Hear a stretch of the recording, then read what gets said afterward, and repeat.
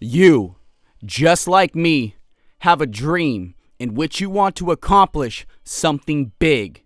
Not your average, everyday, small goal. There's something that you've been dreaming about that's big. That's life-changing.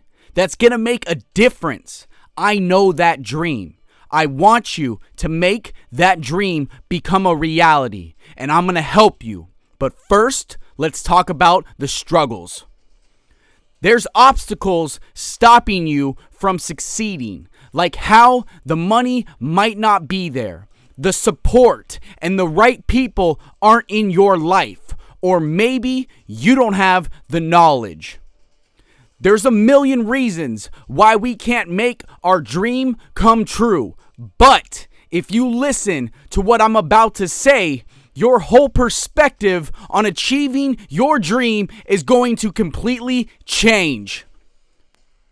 You need to use what you do have, not what you don't have. That's it. Stop looking at what you don't have and start looking at what you do.